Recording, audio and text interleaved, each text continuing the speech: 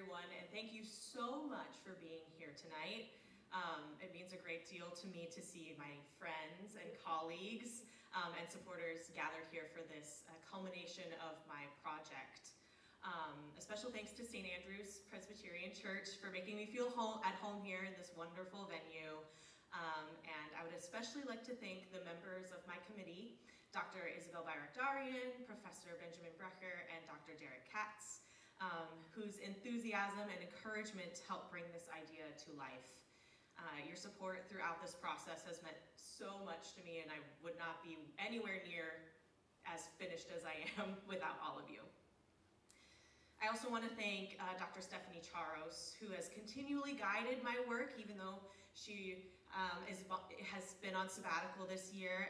She helped keep me pointed in the right direction, both intellectually and musically, through this work. And a very special thank you to Tim Accorso, who's playing tonight's recital. Tim has spent countless hours listening patiently to me while I fiddle with every single sound I make, attempting to make it just right. And as always, I'm deeply grateful for his friendship and musicianship, generosity, and all-together collaboration. And I'm sorry that you're sick. And finally, I want to thank my husband, Colin, who sadly can't be here because he's at final dress rehearsal for Turandot this evening.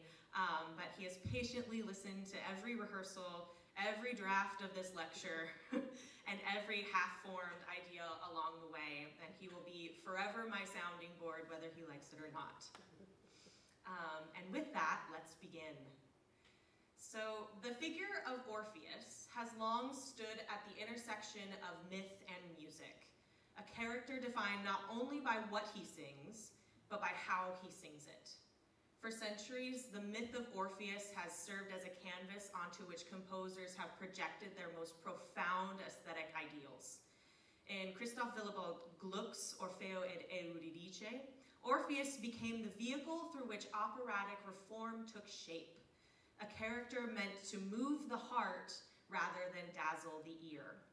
Gluck wrote in his preface to Alceste, written after the premiere of Orfeo, that the purpose of his reform was to restore music to its true function of serving the poetry and the drama without vain embellishment or misplaced virtuosity. And yet, from its earliest performance, Gluck's Orfeo was never simply a static work of reformist strategies. Instead, it has proven strikingly malleable, its meaning continually rewritten by the voices that have brought Orfeo to life on stage. Through the following examples, I will analyze the transformation of Orfeo's role, both vocally and dramaturgically, across three key premieres: the 1762 Vienna debut with castrato Gaetano Guadagni, the 1774 Paris revision for haut contre-tenor Joseph Legros, and the 1859 Théâtre Lyrique revival starring mezzo-soprano Pauline Viardot-Garcia, or I will be referring to her as Pauline Viardot. From castrato to haut contre to mezzo-soprano, Orfeo's voice becomes a canvas of expressive authorship, where vocal timbre itself reshapes grief, heroism, and identity. Tonight's program examines Orfeo not as a fixed operatic character, but as a palimpsest, I can't say it the correct way, a role continually rewritten by the singers who portrayed him. A palimpsest is something reused or rewritten, but still bearing traces of its earlier form. Medieval scribes did this with manuscripts, scraping away old texts to write new lines on the same page, and opera singers have been doing this same thing for centuries.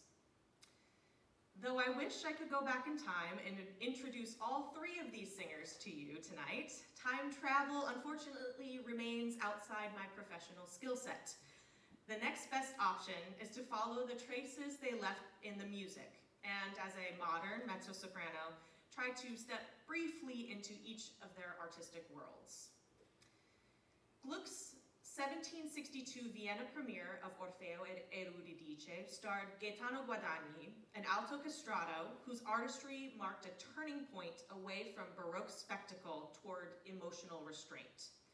The librettist Ranieri de Calzabigi credited the opera's initial success directly to Guadagni, saying, "Orfeo went well because we discovered Guadagni. In other hands, it would have fared disastrously." Rather than dazzling with bravura, Guadagni cultivated legato, diminuendo, and textural clarity. 18th century musical historian Charles Burney famously wrote that in the aria Che farò senza Euridice, which we will hear a little bit of later, Guadagni would taper phrases to a thread, creating the illusion of sound vanishing into distance. Although tonight centers on Orfeo, I begin with Handel to situate Guadagni within the broader castrato aesthetic that preceded Gluck's reforms. In the aria, "But who may abide the day of his coming, for he is like a refiner's fire," from Handel's Messiah, Handel gives us a private lament along with righteous fury. You can think of this aria as the before picture, the emotional vocabulary opera singers were working with before Gluck decided to rewrite the rules. And there's also a crucial historical layer here. "But who may abide" was originally written for bass, but Handel later reworked it for the alto castrato, specifically for our star alto, Gaetano Guadagni. Side note, because of this, my husband and I always fight about who gets to sing it in every Messiah we do together. Sometimes I win, sometimes he wins. But that decision tells us everything about Guadagni's growing expressive authority. Handel recognized that Guadagni's voice could carry not only agility, but moral gravity, judgment, fire, and prophetic intensity.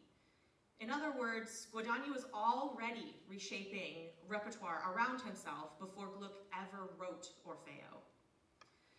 This aria shows how Baroque vocalism conveys emotion outward, both through more connected emotional passages in "But who may abide the day of his coming," and fiery coloratura in "For he is like a refiner's fire."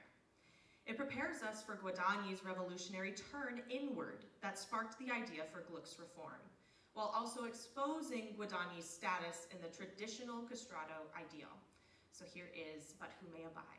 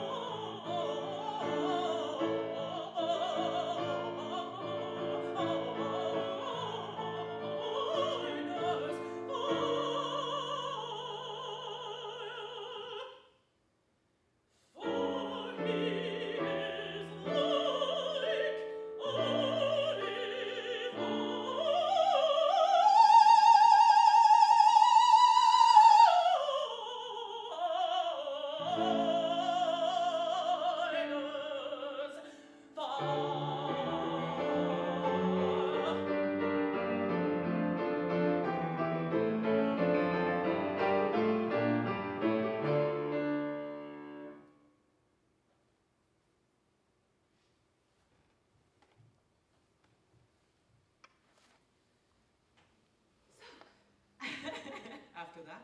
Charles Burney also wrote, attitudes, action, an impassioned and exquisite manner of singing, the simple ballad-like Que Faro acquired his very great and just applause. This was radical. Guadagni transformed the castrato from a vehicle of virtuosity, as you heard in But Who May Abide, into a conduit for believable human grief. And Gluck used this ability to spur his experimental reforms. Under Gluck's guidance, Orfeo became a poet rather than a vocal athlete, as evidenced in the famous aria Che farò senza Eurydice, which closes Act 3 of Orfeo Eurydice. The opening question, what shall I do without Eurydice, is set with striking simplicity. A stepwise line followed by an ascending third firmly grounded in C major. There is no elaborate melisma, no virtuosic display. Instead, the largely syllabic setting and even rhythms follow the text's natural shape to carry the emotion. The repeated cries of Eurydice, Eurydice heighten the drama not through ornamentation, but through dynamic intensification and repetition. Expressive power emerges from restraint. The performer must color each repetition differently, allowing desperation to build within a deliberately pared down musical language. Harmonically, Gluck deepens the aria's grief through subtle modal shifts into minor keys and moments of instability. The orchestration, though, remains sparse, with sustained strings and a gentle pulsation that you'll hear Tim play beautifully, that create a sense of suspended time. Strategic silences, especially after rispondi or respond to me, please, isolate the singer, dramatizing Orfeo's unanswered plea. In Che farò senza Eurydice, simplicity becomes expressive force. Music serves poetry. Emotion replaces embellishment, and dramatic truth supersedes display, creating an embodiment of Gluck's reformist vision through the vocal characteristics of Guadagni's specific sound. So here is Che farò senza Eurydice.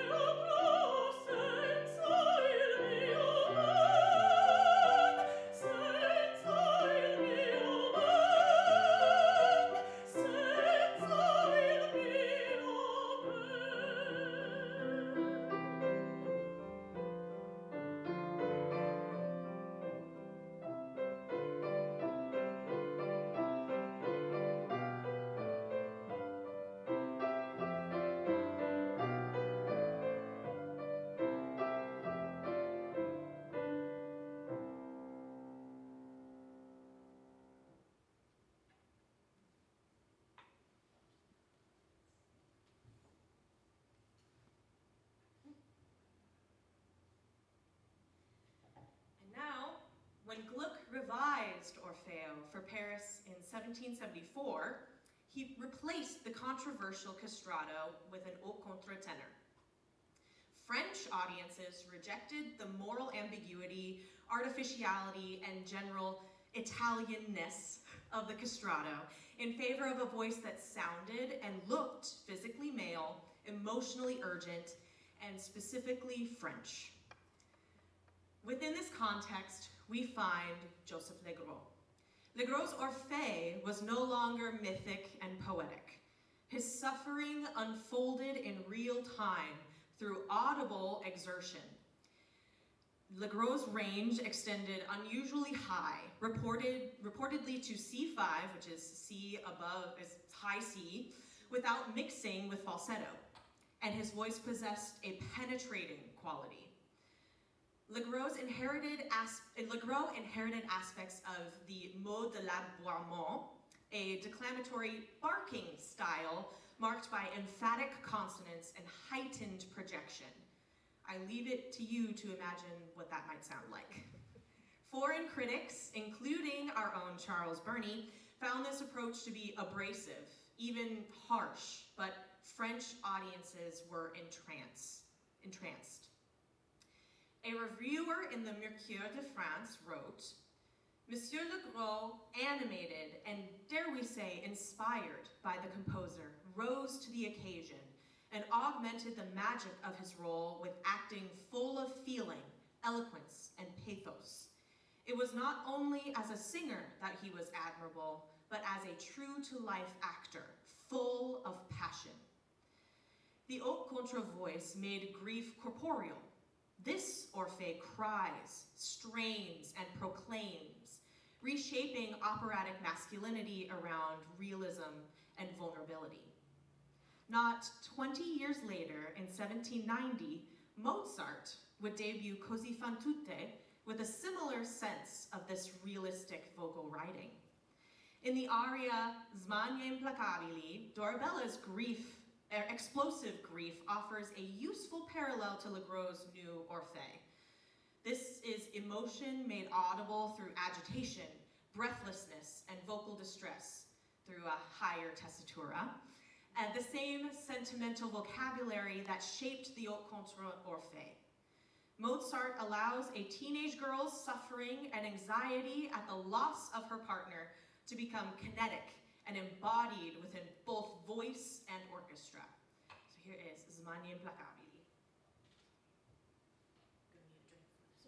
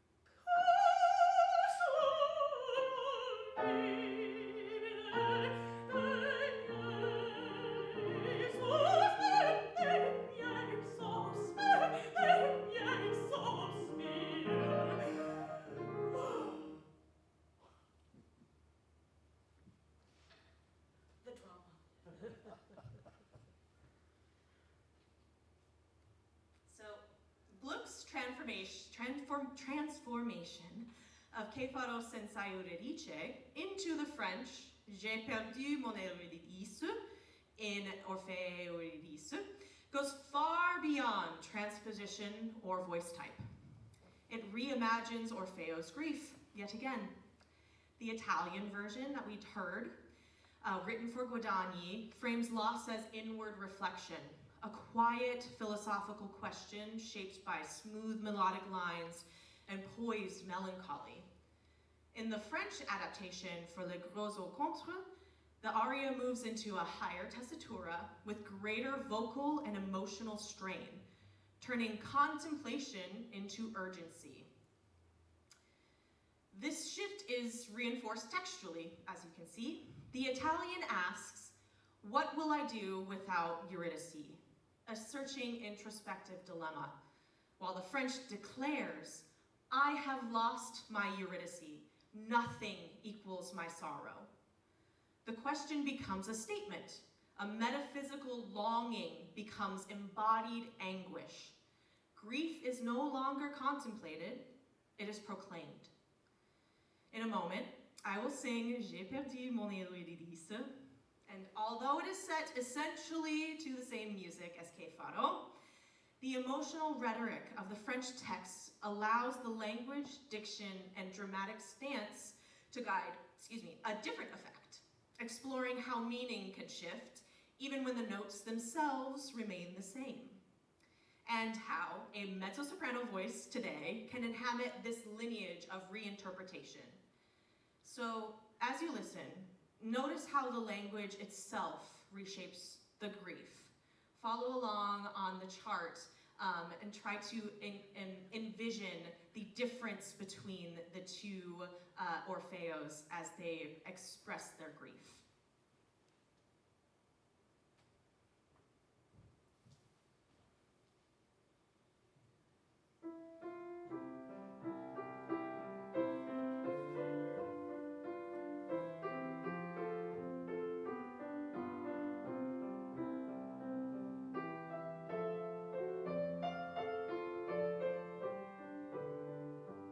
J'ai perdu mon Eurydice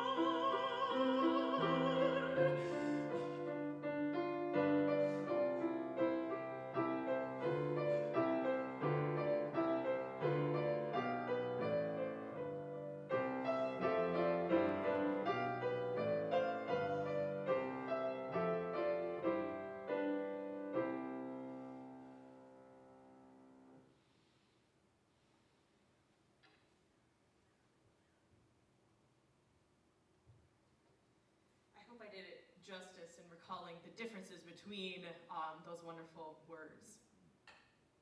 So, by 1859, Orfeo was reborn again, this time through Pauline Viardot and Hector Berlioz.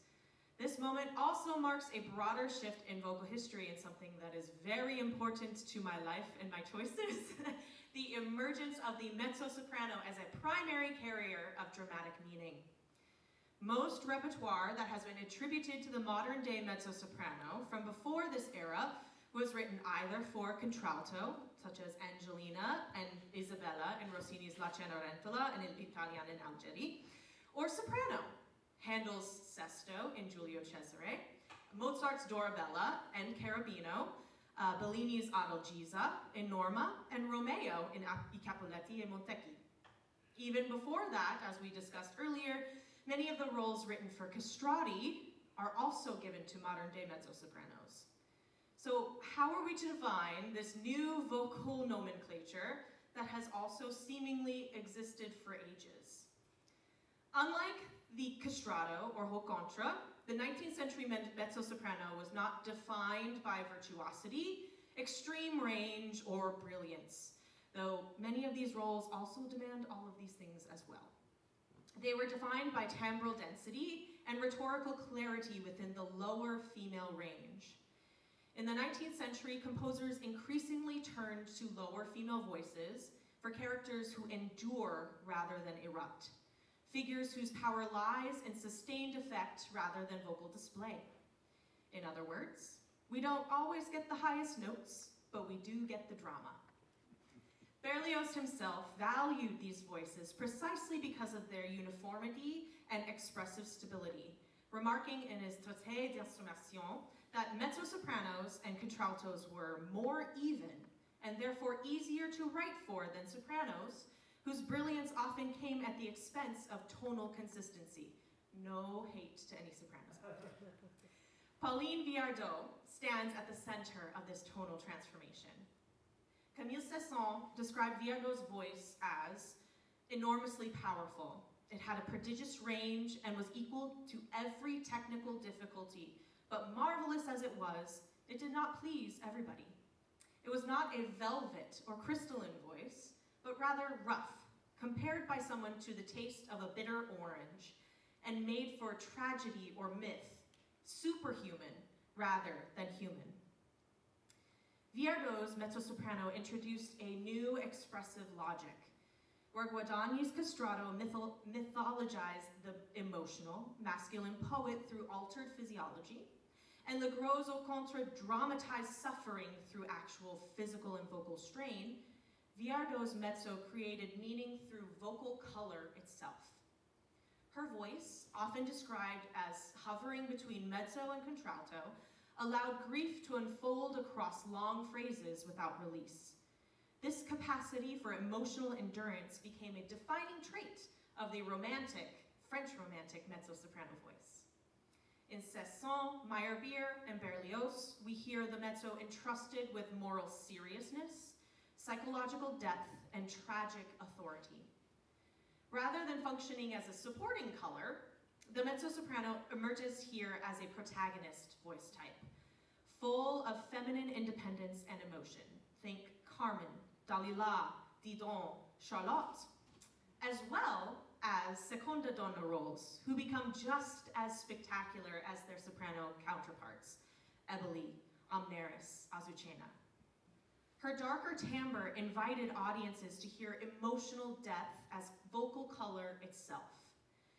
Berlioz reshaped the score around her voice, even inserting an aria and allowing Viardot to compose her own expanded cadenza. This Orfeo does not project masculine heroism, she sustains poetic grief, and that is an actual picture of her playing as Orfeo in the revival. In this romantic incarnation, timbre becomes meaning. Gender ambiguity, psychological interiority, and vocal density converge. Orfeo is no longer merely interpreted, he is reauthored. The next selection, and final selection, Mon cœur s'ouvre à ta voix, from Samson et Dalila by Cesson, was written specifically for Viardot, even though she was unable to perform the actual premiere because she was too old.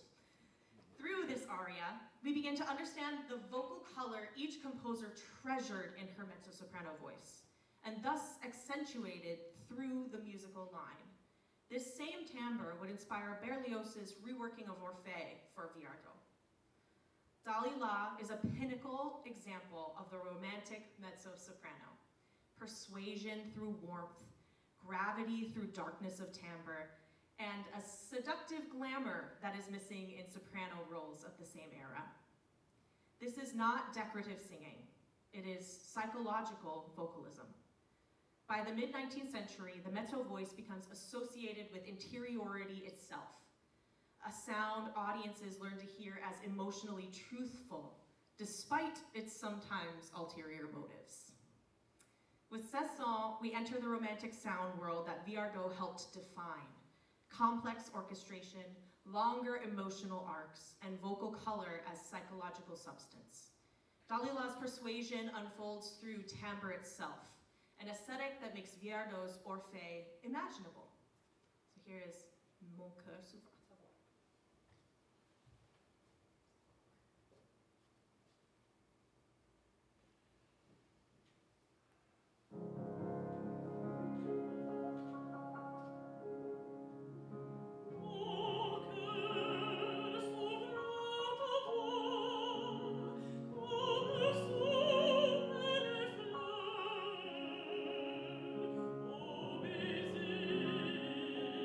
Oh,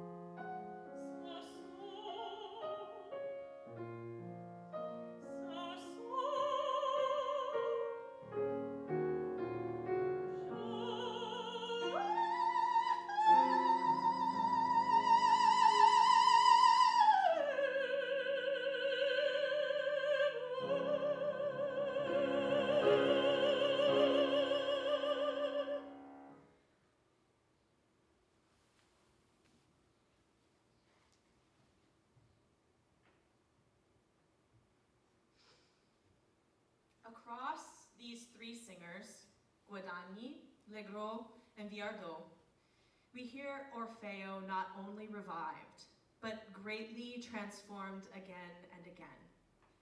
Guadagni's castrato voice gave us restraint, poetic stillness, and the birth of Gluck's reform. Legros, au contre, made grief physical, urgent, and human. And Viardot's mezzo-soprano turned Orpheus inward, allowing timbre itself to carry tragedy. What emerges from these transformations is not a single correct version of Orfeo. Instead, we encounter something much more interesting, a role that lives differently in every voice that sings it. This is why I think of Orfeo as a palimpsest. Each generation and artist writes something new onto the role, but the earlier voices remain the foundation. Guadagni's lyric simplicity, Legros' emotional urgency, and Viardot's dark romantic color all remain faintly visible beneath the surface. When singers perform this music today, we are not simply reproducing history. We are participating in it. Each performance adds another layer to the manuscript. In mythology, even after Orpheus was torn apart, his severed head continued to sing as it floated down the river. In a way, the role itself behaves the same way. The voice of Orpheus keeps singing across centuries, changing with every singer who gives it life. Orpheus is not a fixed voice, he is a voice reimagined across time. This perspective also invites us to rethink how we listen to voices today. In opera and classical singing, we often place enormous emphasis on what we see: staging, set, costume, physical appearance, and whether a singer visually matches our expectations of a character. But the history we have explored tonight reminds us that voices themselves carry meaning. Timbre, weight, color, and vocal gesture all communicate character, emotion, and identity in ways that transcend the visual. As teachers, performers, and listeners, we can learn to shift our attention back toward the ear. The next time you attend a live acoustic singing performance, main thing acoustic, I invite you to try a small experiment. Close your eyes for a moment and simply listen. Ask yourself what the sound of each voice tells you about the character, the emotion, the world of the drama. If Orfeo is truly a palimpsest written by generations of singers, then every voice you hear is another layer being written in real time. And now, as they say in another famous opera, any questions?